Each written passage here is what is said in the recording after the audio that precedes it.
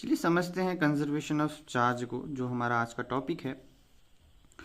Conservation of charge, जैसे हमने बचपन में या इससे पहले क्लासेस में हमने पढ़ा होगा कि जो कंजर्वेशन ऑफ एनर्जी,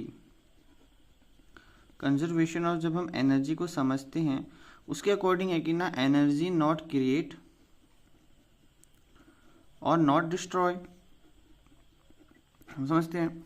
इसी प्रकार कंजर्वेशन ऑफ चार्ज का भी सेम टाइप से मीनिंग है। तो इसकी जो डेफिनेशन कहती है, फॉर एग्जांपल अगर मैं कहूँ कि द डेफिनेशन से पहले समझा देते हैं, देन उसके बाद हम इसको ओवरऑल समझाएंगे, इलस्ट्रेट करेंगे। तो हम इसके according in an isolated system की, इन एन आइसोलेटेड सिस्टम की, एक आइसोलेटेड सिस्टम में, आइसोलेटेड सिस्टम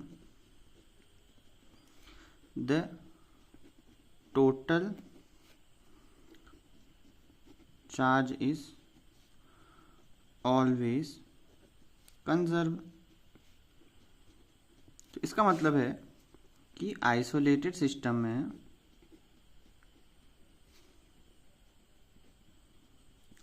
में जो टोटल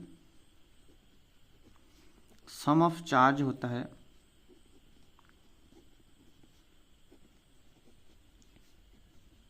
वह कंजर्व होता है, यानी कि वह सेम होता है। उनका सम, जो सम होता है वो सेम होता है,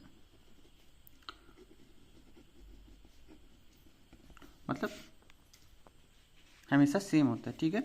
और एक और बात, इसको हम अगर सिंपल समझो कि जो चार्ज होता है, चार्ज हमेशा पेयर में होता है। ठीक है, जोड़ियों में होता है,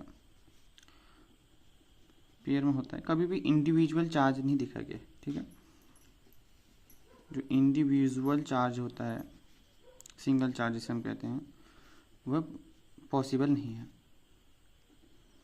नॉट पॉसिबल। तो अभी जो मैंने ये सारी बातें बताई, इसका कहने का मतलब है, अगर मैं कहूँ कि एक आइसोलेटेड सिस्टम है, ठीक है, तो इसके अंदर जो भी चार्ज होगा, पॉजिटिव और नेगेटिव, इनका जो ओवरऑल सम होगा, पॉजिटिव प्लस और नेगेटिव का जो सम होगा, ये ओवरऑल क्या हो जाएगा, सेम होगा। यानी कि अगर दोनों बराबर हैं तो ज़ीरो, अगर पॉजिटिव नेगेटिव बराबर हैं तो उनका सम जो होगा वह ज़ीरो होगा। अगर कोई ज़्यादा है कोई कम है, जैसे रबिंग की वजह से, कुछ भी वजह से, तो पॉजिटिव हो गया नेगेटिव होगा, इस डिपेंड करता है। तो बेसिकली कि जो चार्ज होता है सेम होता है। अगर माना मैं कहूँ कि ये सेम है, यानी कि ये पॉजिटिव नेगेटिव का जब मैं जोड़ा तो जीरो बना, तो उस सिस्टम में वो सिस्टम जीरो है जब तक उसमें डिस्टर्ब ना करे, ताकि कोई चार्ज को हम दूसरे में शिफ्ट ना करते। ठीक है।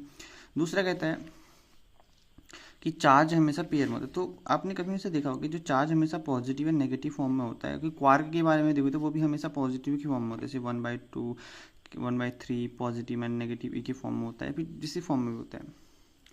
तो चार्ज जो होता है बेसिकली हमेशा पेयर की फॉर्म में होता है, तो यानी इंडिविजुअली चार्ज जो होता है नहीं होता है।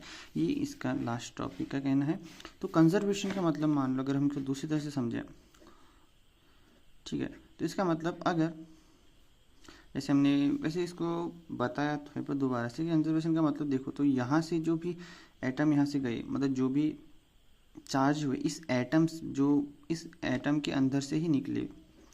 तो बेसिकली जो सिस्टम में, अगर मैं इस सिस्टम को आइसोलेटेड कहूँ, तो अगर ये पॉजिटिव वाला हिस्सा और ये नेगेटिव वाला हिस्सा है, तो इन दोनों का जो जोड़ अगर मैं सिस्टम में देखूँ तो नेट चार्ज फिलहाल ज़ीरो है पूरे सिस्टम का, क्योंकि इनके जो आइसोलेटेड सिस्टम, जो इस सिस्टम है उसके अंदर जो चार्ज का सम है वो क्या है, जीरो है। यानी कि चार्ज का सम इस सिस्टम के लिए हमेशा सेम रहेगा, यानी कि चार्ज कंजर्व है, एनर्जी की तरह नहीं होता कि डिस्ट्रॉय है। इसका मतलब यही है कि मतलब वैसे तो चार्ज ना ही क्रिएट होता ना डिस्ट्रॉय होता है, ये हमेशा पेयर में ही निकलते हैं और आइसोलेटेड के लिए हमेशा सेम होते हैं। और यही चीज़ है कि इसका भी सेम है कि चार्ज ना तो क्रिएट होता ना डिस्ट्रॉय होता, सेम फॉर्मूला इसमें भी होता है। ठीक है, बाय बाय।